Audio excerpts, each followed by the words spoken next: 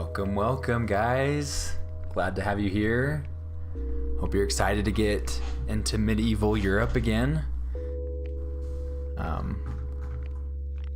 We're going to be in chapter 7. I'm just going to wait another minute or so to see who else shows up. Glad to have Chloe here and Josh. Glad to have you guys. How are things been going? How was your weekend? How was Halloween if you celebrated it?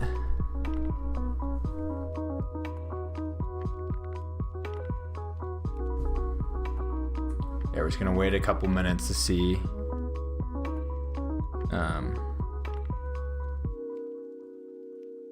You had a good weekend? Nice. Yeah, I'm just gonna wait another minute or two to see who else can join us, and then we'll get started. I don't want to take too much time waiting, but I want to give everybody enough time to show up. I know some kids are probably just getting back from school because the session ended around 11:30.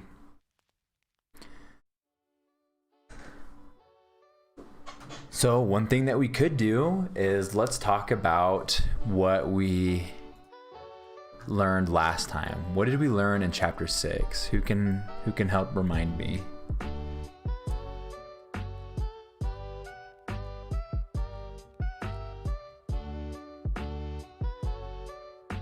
Talked about a certain kind of government system and started with an F.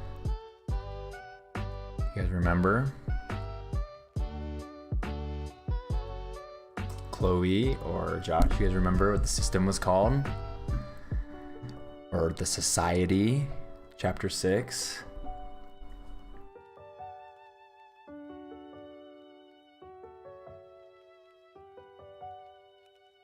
Well, we learned about feudalism, or a feudal society, the feudal system. So if we scroll up here really quick, we can look at this graph, and this will hopefully jog your memories about what we learned. Remember, there's a king that was the governor of over all the land, and then he would give smaller portions of the land. He would kind of cut up the land and divvy it out to these lords in exchange for these lords' service and loyalty to him as the king. And then these lords would give out even smaller pieces of land to these lesser lords, and the lesser lords would give out smaller pieces of lands to knights. And again, all these are exchanged for military service and loyalty, and the knights would have ordinary people that would take care of the land. And we're going to learn a little bit more about that in this chapter, chapter 6. Okay, so let's come down to chapter 7 and let's talk about our primary focus objectives. We want you to come away with this lesson learning about how manors function in the Middle Ages, be able to describe the life on a medieval estate and various techniques for managing the estate. And we're going to learn a little bit more about estates if you don't know what that is. And then, like always, understand the chapter vocabulary words. And remember, you can get extra credit for these chapters if you submit your own sentence using one of the vocabulary words. Okay. And I don't have the commands up yet. I'm sorry about that, but I'll get on top of that soon. Okay, so what is our big question? Let's call attention to our big question. Well, if we can find it right here. Sorry, maybe that music is kind of bugging you guys. If you guys like it, let me know, but I want us to get focused. I don't mind it using for the intro, but I'm gonna turn it off right now. Okay, so our big question is, what kinds of jobs were serfs required to do on the manor estate? Okay, well, you like the music? All right, well, we'll see if anybody else likes it. Maybe I'll turn it back on. Okay, so one of your vocabulary words is a serf, and to help us get prepared to answer this big question, I'm going to kind of fast forward a little bit and teach you guys what a serf is. A serf is a person living on a feudal estate who is required to work for the lord of the manor. A serf could not choose to leave the estate, but was required to stay and work the land as the lord demanded. Basically, a peasant who is not free. Okay. So as we read chapter 7, look for answers to what serfs were required to do in exchange for protection from the lord of the manor. And that definition of a serf kind of gives you a little bit of an answer to the big question. So let's dive into chapter 7. Chapter 7, to the manor born. A self-sufficient village. And let's pause right there. Here's our first vocabulary word or words, little phrase, being self-sufficient. So self-sufficient meaning needing no help from others to live or survive. So most of you guys, I would say, are not totally self-sufficient, right? You require your parents or your guardians to earn money and to provide a house and food and clothes for you right now. But as you grow up, you'll become more self-sufficient. You'll be able to do your job. You'll be able to provide for you the necessities of life and be able to do the other things on your own with your own power, okay? So we're talking about a self-sufficient village. So this village would be able to provide all the necessities for living within the village for everybody that's living there. So let's continue to read. You might be wondering what happened to the land that the vassals received from their lords. You probably know enough about dukes and counts and other nobles to guess that they weren't out milking cows and planting crops. Here's a little picture of a village. And if we scroll down to the next page, page 49, we can look at this depiction of what a village was like. So we have a manor house right here, this top of the hill, probably where the higher, either a lesser lord or a lord or a knight lived. We have the church down here in the bottom right. We have the mill, which I'm gonna guess it's this one right here. We have serfs' houses, and we have the fields out here. Okay, so these were all part of a typical manor estate in the Middle Ages. So on the other hand, there were plenty of people living during the Middle Ages who needed to eat, but who did not receive fiefs from a king. In much of Northern Europe, each lord lived in a castle or manor house. And here is our second vocabulary word. A manor is a large country house and its surrounding land.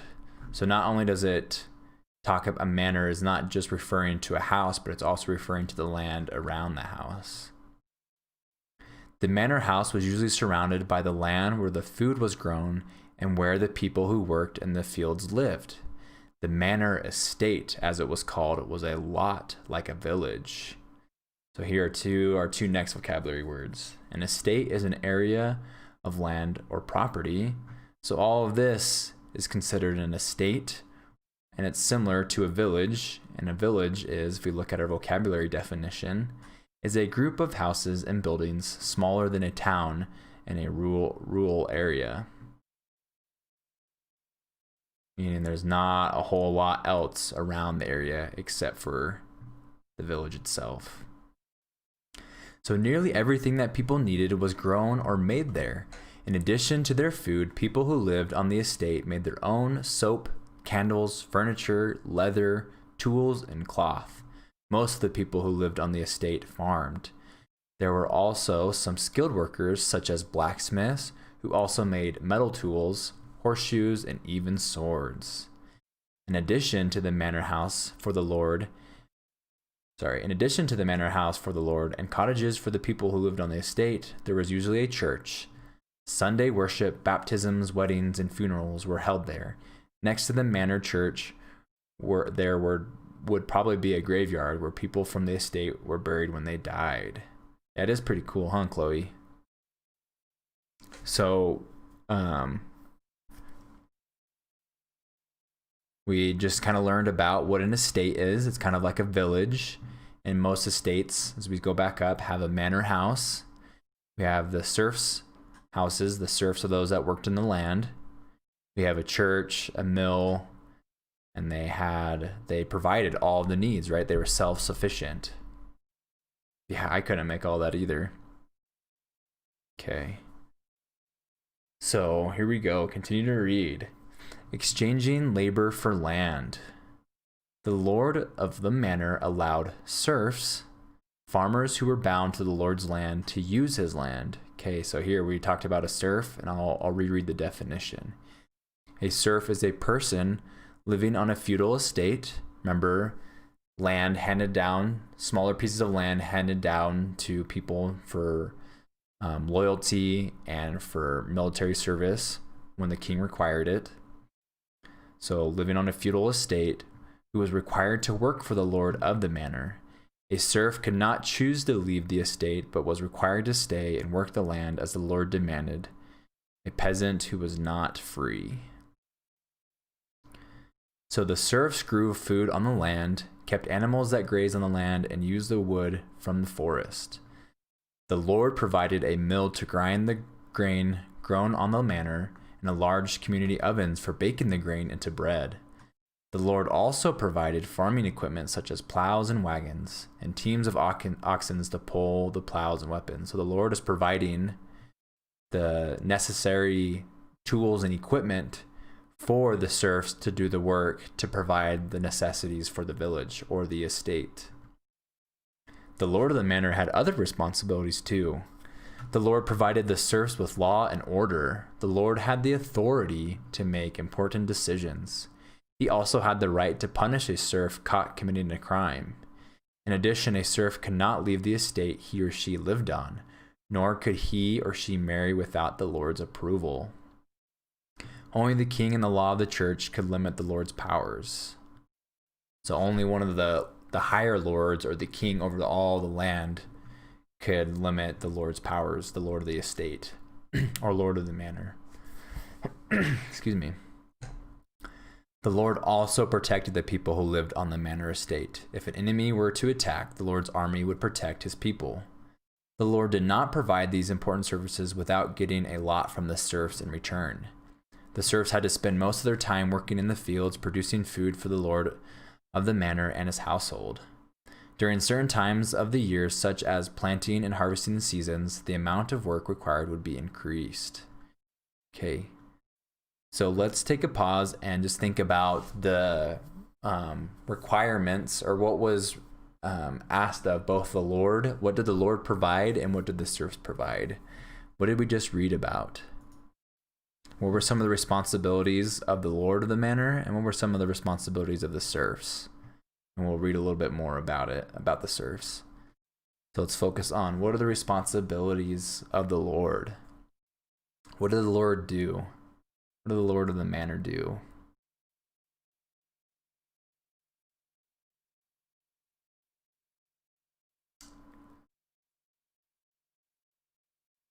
So the lord gave access to the lands for the serfs to work. The lord of the manor provided the equipment and necessary tools or animals to do the jobs of a serf, right? He gave the cattle for the plows. He provided the grain mills to make the bread. He also carried out law and order. He had to make important decisions. And he also protected the people in the estate or the manor, right? So those were the responsibilities of the Lord. Okay, let's continue to learn about the responsibilities of the serfs. So serfs also had to give part of everything they grew or produced to the lord of the manor. Kind of sounds like taxes. They had to give the lord a portion of the milk they got from their goats and cows. They gave him some of the eggs that they got from their chickens. They gave him some of the firewood they collected in the forest. And if they used the lord's mill to grind their grain into flour, they had to give the lord some of that too. In addition, the serfs had to provide other services to the lord. For example, the serfs had to keep the walls of the lord's manor repaired. If heavy barrels needed to be stacked or removed, the serfs had to do it. If war broke out, serfs had to help defend the lord's land. If the lord had guests, serfs might have to work in the stables taking care of the extra horses, or in the kitchen helping to prepare the food. This meant that the serfs had little time to do chores for themselves. So before we continue to read, what does it kind of sound like a serf is? And you kind of use the definition to answer that.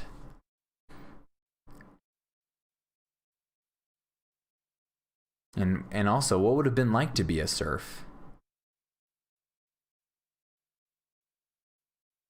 Does it seem fun? Like a fun way of living to be a serf? A servant? Yeah, good job, Chloe. That's right. A servant. Or in the Middle Ages, probably called a peasant.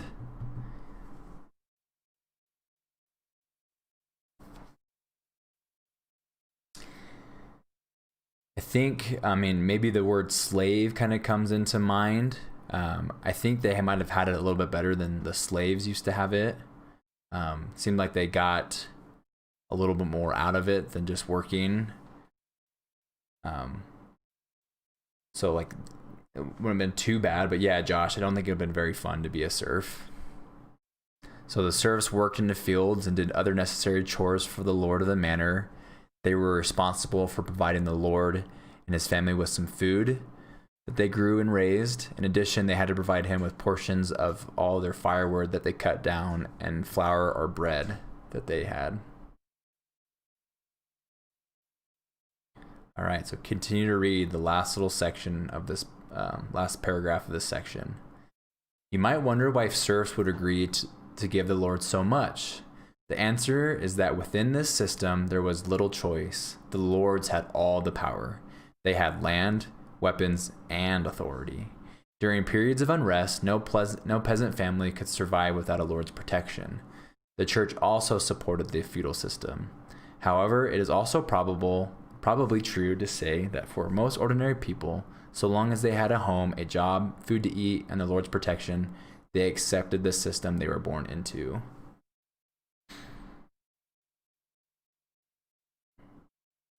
Why that is what that is sad? Oh yeah, it is. Are you saying that's sad to be? Yeah, but that was the life back in the Middle Ages. A lot of it was dependent on like who you were born into, right? Nowadays, we have the control we have the ability, the power to take control of our lives, right? Like, yeah, we might have some hardships or walls to break through or climb over, but like we all have the ability to, have our own land and, become who we want to be. But back then, like if you were born in a serf family, a peasant family, like that was your life and you just agreed to it. That was what you thought. So yeah, it definitely does seem kind of not fair, but that was the system. And you're right, it wasn't fair. And that's why things have changed, right? That's why the founding, that's why those traveled here to the Americas and created, the United States and have the Constitution to give each person is equal, right? That's what we learn in history. So, and some things are still the same, right? Like we don't give the police officers and the government, those that are protecting us, we don't give them like food really, but we give them taxes, we give them money so that they can, do their job, right? So some of the things are kind of similar. You can point those out. Okay, this is our last little bit, right? This is kind of a short chapter. So the last thing is called this three-field system. So let's learn about what the three-field system is. Okay, so despite all this hard work, there was not always enough food for all the people who worked on the land. For example, the soil in England and Northern Europe was rich, but the growing season was short and rainy. People had to make the most of what they had. When crops failed, people starved. In the Middle Ages, people did not have an understanding of science in the way we do today, but they did know quite a lot about farming. People knew that if a field was farmed year after year, it lost its ability to grow healthy crops. They came up with a solution to that problem, the three-field system, okay? So as we read this, let's point out what a three-field system is. In this system, all the cropland on the estate was divided into 3 fields, hence three-field system. Each year, one field was planted in the spring, one field was planted in the fall, and one field was left fallow or unplanted, left alone. The next year, each field would be used differently. One year, it might be used to grow crops planted in the spring, like wheat and rye. The next year, it would be used to grow crops planted in the fall, like oats, barley, and beans.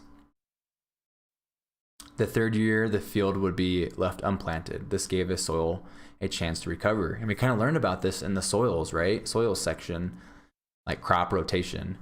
Chloe, probably just 3 or 4 more minutes. We just have 1, 2, 3, 4 more paragraphs.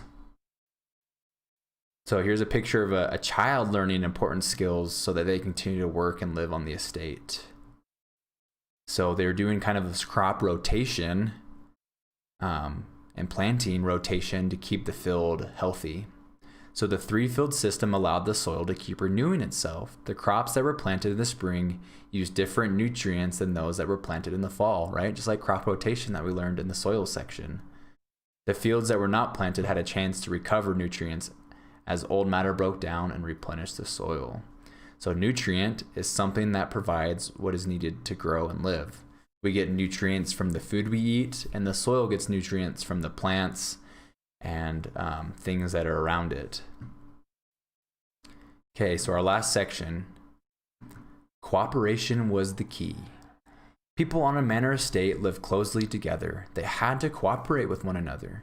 They had to share pasture land. They had to agree on when to plant wheat and oats and when to leave fields fallow or left alone, unplanted.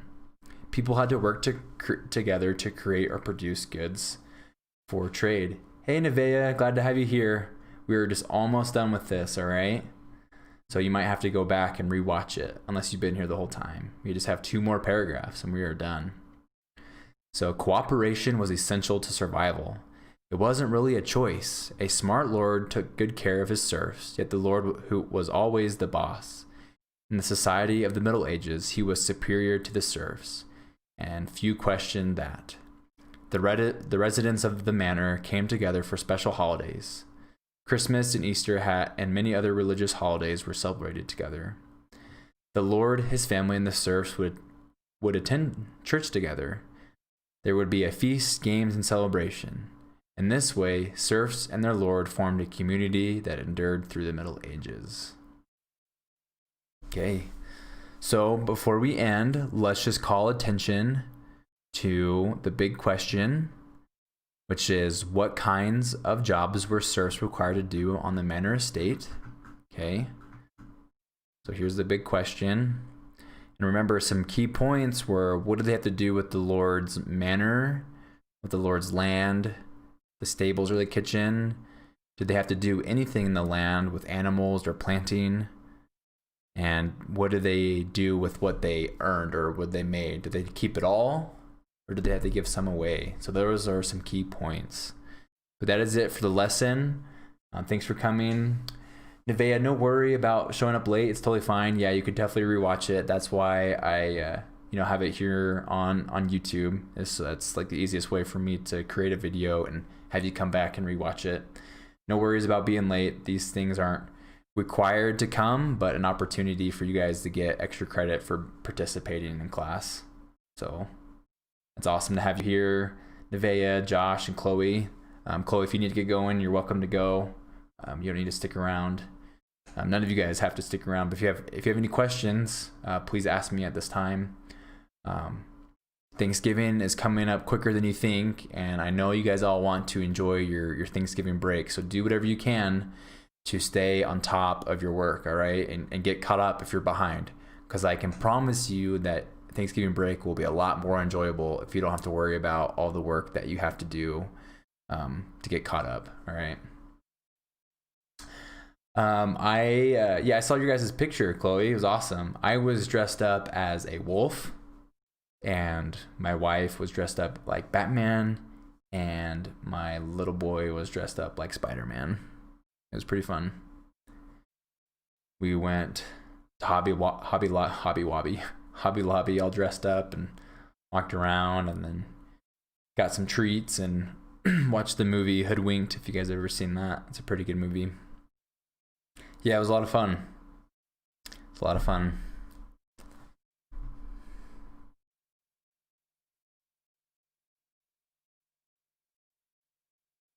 Okay. Well, I'm gonna keep getting some videos done for us. So thanks for coming. It was awesome to have you here. See you, Chloe. You got dressed up, Josh?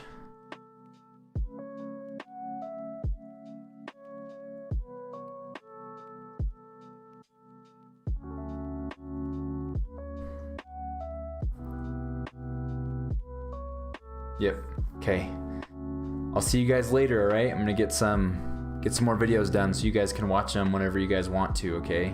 I'll have all the videos done for the week today.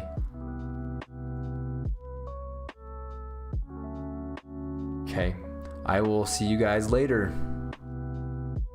See you, Nevaeh. See you, Josh. Thanks for coming in, guys.